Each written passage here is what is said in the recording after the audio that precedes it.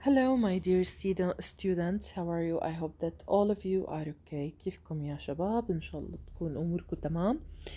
In previous lesson, we started talking about about polar bears and penguins. بالدرس الماضي بلشنا نحكي عن polar bears وحكينا عن penguins. طبعا لسه احنا دخلنا only in the introduction، يعني احنا لسه بس بالintroduction بلشنا. We started the introduction of this lesson. اللي هي طبعا كانت عندي first paragraph as you remember. حكينا إنه at the beginning a writer started the lesson by saying that not many people have the chance to visit the North and South poles. قلنا إنه النورث والساوث poles هو القطب المتجمد الجنوبي والقطب المتجمد الشمالي. تمام. حكينا بحكي لنا هون if you had the opportunity to visit the poles، يعني لو أنت حصلت على فرصة لزيارة القطبين هدول they would appear similar، يعني الاثنين رح يكونوا ايش؟ متشابهين. طيب both are places of extreme cold. طيب لو سألتك why the north and south or why would the north and south poles appear similar؟ طبعا appear similar why؟ because both places are أو both are because both are places of extreme cold. شايفين هي إجابته إنه هم مكانين extreme cold، يعني برودة شديدة وقاسية جدا. طيب if you went there، وقلنا إنه ال pronoun there بيعود على إيش؟ اللي هو north north and south poles. If you went there in winter، لو رحنا هناك بفصل الشتاء you would probably experience severe snowstorms. لو سألتك سؤال هون what would you experience if you went to North and South Poles؟ طبعا severe snowstorms، وإحنا قلنا عواصف شديدة جدا. However both are also places of spectacular beauty. spectacular يعني جمال خلاب مدهش رائع. تمام. with their frozen landscapes of snow ice and icebergs.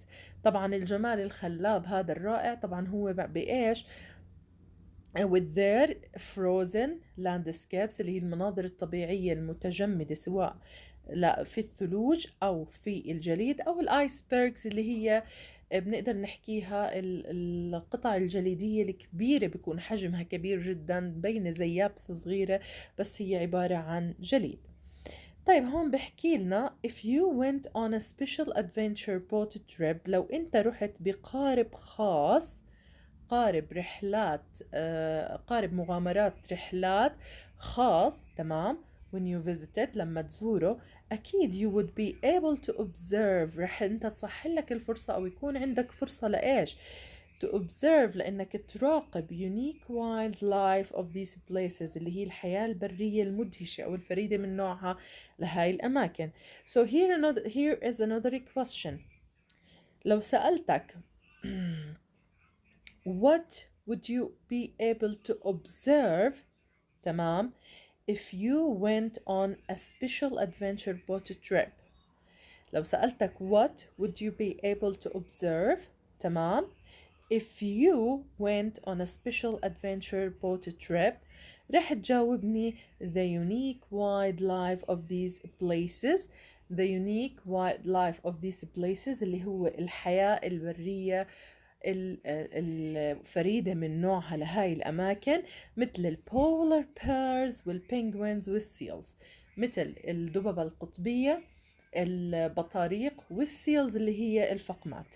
حكى لك هون كمان you would be unlucky if you didn't see any seals. أكيد ما رح تكون محظوظ نهائيا إذا أنت ما شفت ولا seals.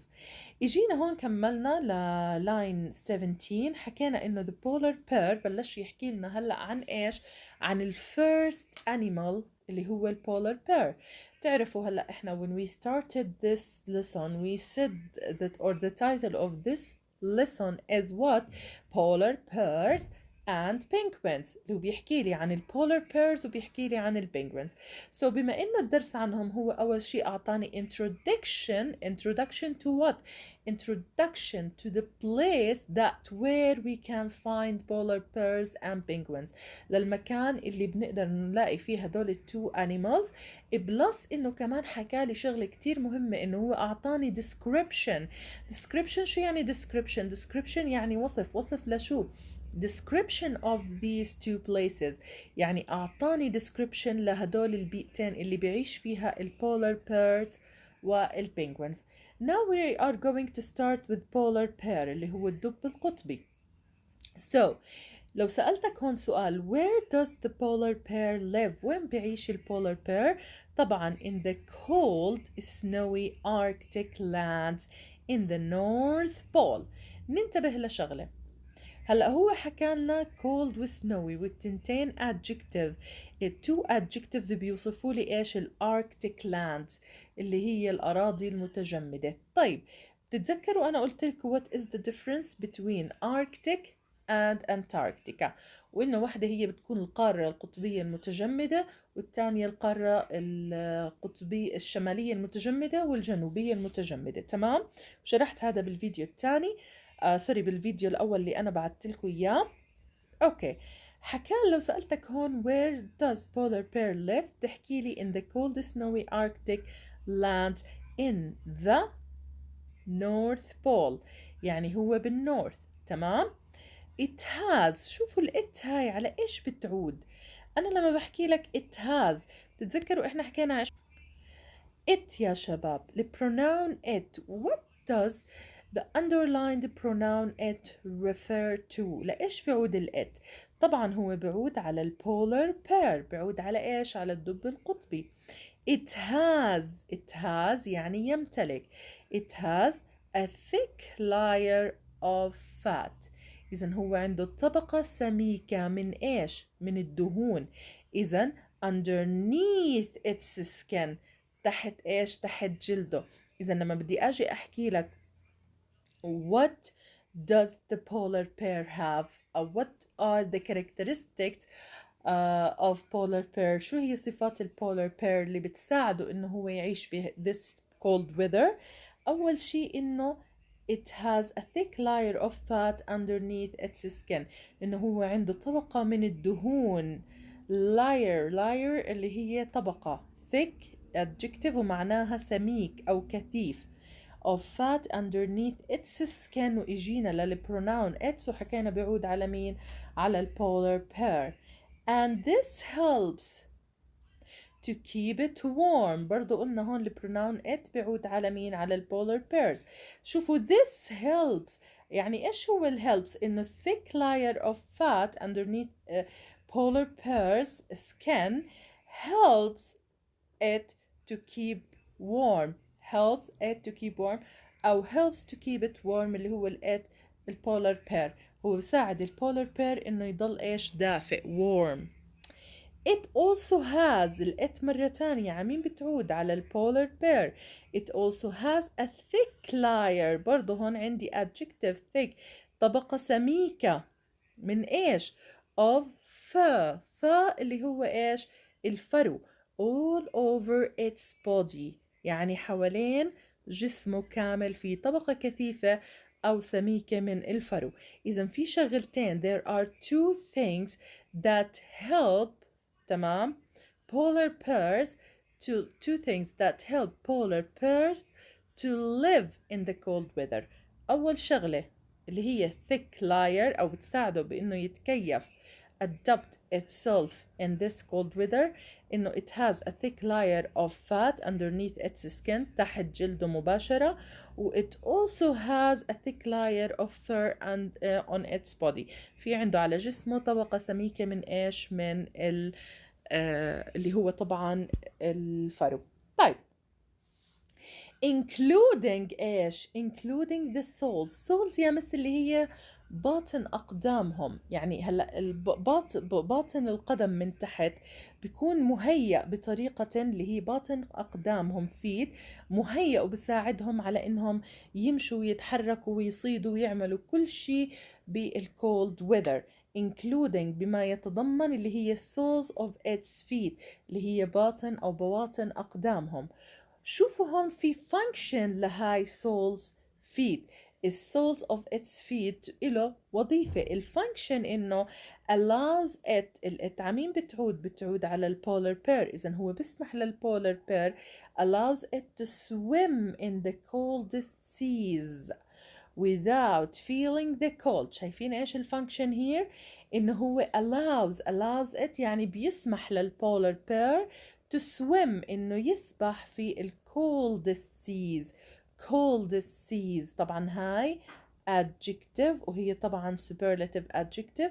طبعا the coldest seas اللي هي البحار اللي مالها الباردة جدا without feeling the cold من دون ما يشعروا بإيش؟ without feeling the cold من دون ما يشعروا بالبرد. وإذا بتلاحظوا without preposition تبع بإيش؟ تبع بgerund feeling. ليه؟ لأنه feeling إجا as object for this preposition. تمام؟ beneath the fur يعني أسفل beneath أسفل الفرو the skin is black. شوفوا السكين كمان سبحان الله. The skin of the polar bear is black. Why? Because it absorbs heat. Absorbs heat يعني بتمتص الحرارة. إذا ليش السكن black? Why is the skin of polar bear black? ليش السكن black? To absorb heat أو it absorbs heat. طيب نيجي نكمل اللي هي بتمتص الحرارة. وإحنا كلنا بنعرف إنه اللون الأسود بيمتص الحرارة. Polar bears are excellent swimmers. طبعا هم بدنا ننتبه لشغلة إنه البولار bear هو excellent swimmer هو سباح ماهر جدا. فالبولار bears in general هم سباحين ماهرين جدا جدا جدا. ليش؟ طبعا لأنه كل هاي الخصائص اللي احنا حكيناها من قبل واللي رح نحكيها هلأ بتساعدهم على انهم يكونوا excellent swimmers. تمام؟ طبعا هون بحكي لنا their here pronoun بيعود على مين؟ بيعود على البولار bear بيعود على البولار bears. إذا أنا عندي هون البروناون their. هذا البروناون بيعود على مين؟ على البولار bears. هلا هون شو بحكي لنا their nostrils اللي هي الخياشيم او ايش فتحات الانف تبعتهم. فتحات الانف طبعا هو اكيد as a polar bear ما في عنده خياشيم مثل الفيش صح؟ ولكن اللي هو النوستريلز اللي هي فتحات انف البولار بيرز. فتحات الانف للبولار بيرز كان close يعني بتغلق close shut so they can swim underwater and between the ice floes to look for seals their favorite food. إذا بدنا ننتبه لشغلة إنه الفانكشن من إنه nostrils close إنها تغلق their nostrils close اللي هي فتحات أنفهم تغلق يعني في طريقة تغلق فيها سبحان الله تلقائيا. So they can what? They can swim underwater بيسبحوا تحت المي and between the ice floes اللي هي بنقدر نحكي اللي هي القطع الجليدية الكبيرة بتكون زي جبال جليدية صغيرة هيك بتكون في البحر متنوعة. To look for seals حتى إنها تبحث. Look for بمعنى يبحث. Find out وطبعا phrasal verb find out. إذا مرة تانية حكينا إنه their قلنا بتعود على البولار bears. their nostrils can close بتغلق فتحات الأنف عندهم so they can swim underwater بيسبحوا تحت المي بكل سهولة easily and between the ice floes. وقلنا ice floes هي عبارة عن الجليد اللي بيكون طافي. تمام؟ يعني قطع من الجليد بس بتكون كبيرة مو صغيرة وبتكون يعني طافية على وجه الماء. To look for seals قلنا this is what a phrasal verb ومعناها to find out seals حتى يجدوا seals اللي هو their favorite food اللي هو طعامهم المفضل. برضه there بتعود على مين؟ بتعود على البولار بيرز. إذا لو سألتك what is polar bear's favorite food؟ polar bear's favorite food بتحكي لي اللي هم السيلز الفقمات. خلينا نكمل. In last paragraph we are going to talk about the second animal in this أو second creature in this text. رح نحكي عن الكريتشر الثاني اللي هو البينجوينز. So هون شو بحكي لنا الرايتر؟ بحكي لنا unlike polar bears، يعني على عكس على عكس البولار بيرز، penguins اللي هي البطاريق live in Antarctica.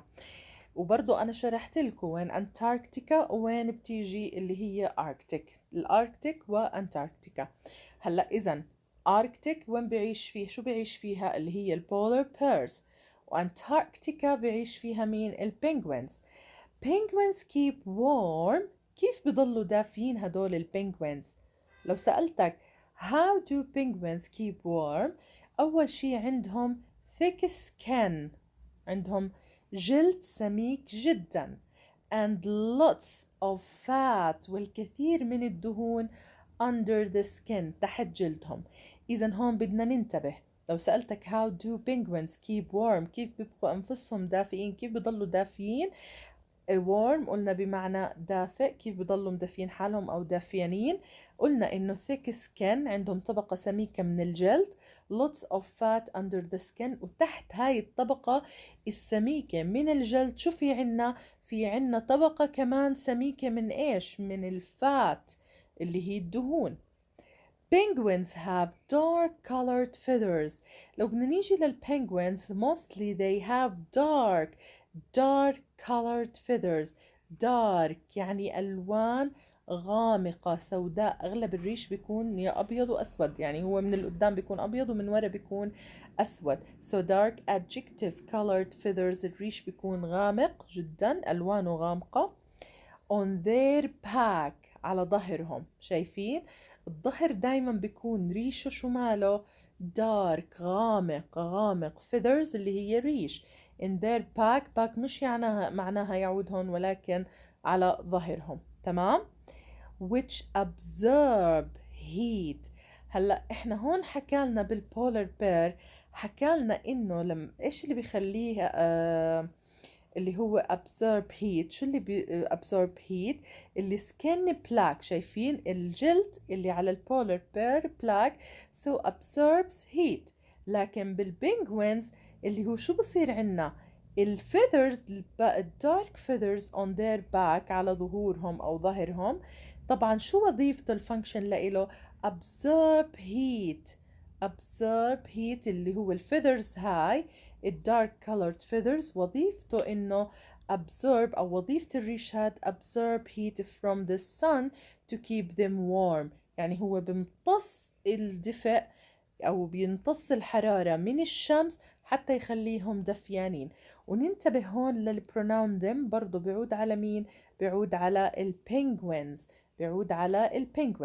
إذا البولار بير عنده بلاك سكن. البلاك سكن هاي بتساعد إنه هو absorbs heat from the sun. أما البينجوينز عندهم dark colored feathers. الدارك colored feathers يا مس بيساعدوا إنه absorbs اللي هو the sun to keep them warm. بيمتص الحرارة من الشمس حتى يخليهم دافين. Okay, let's continue. like polar bears، يعني هلا البينجوينز زي البولار بيرز شو مالهم؟ penguins are excellent swimmers. إذا هم إيش؟ سباحين ماهرين جدا، هم عندهم مهارة عالية بالسباحة. إذا هم في عنا common point between penguins and polar bears. في عنا إيش؟ في عنا common point، نقطة مشتركة، إنه الاثنين excellent swimmers، الاثنين سباحين ماهرين. كيف؟ شوفوا شو حكى لنا هون. What make penguins excellent swimmers؟ شو اللي بيخلي البنجوينز excellent swimmers؟ أول شي they have webbed feet and streamlined bodies for powerful and fast swimming. شوفوا ننتبه هدول النقاط اللي بتساعد البنجوينز انه يكون excellent swimmer. اول شيء انه have webbed feet. webbed feet يعني اقدام مسطحة، تمام؟ مش مسطحة مجرحة، لا مسطحة يعني بتيجي هيك مسطحة، مش فيها حركة، هيك بتطبلزق. and streamlined bodies، واجسام ايش مالها؟ بصبة واحدة. يعني لو بنطلع على البنجوينز هو مستقيم، streamlined هو مستقيم، أجسامهم مستقيمة. هدول الويبد فيت والستريملايند بوديز إيش بيعملوا؟ powerful and fast swimming. بيعطيهم powerful and fast swimming makes them powerful and fast swimmers. بخليهم طبعا powerful و fast adjectives بيوصفوا لي إيش؟ اللي هي عملية السباحة، بيخلي سباحتهم قوية وسريعة. They have different diets هون مش معناها رجيم، ولكن عندهم أنظمة غذائية مختلفة، أنظمتهم الغذائية مختلفة. but in general، ولكن بشكل عام in general they all eat a variety of small fish.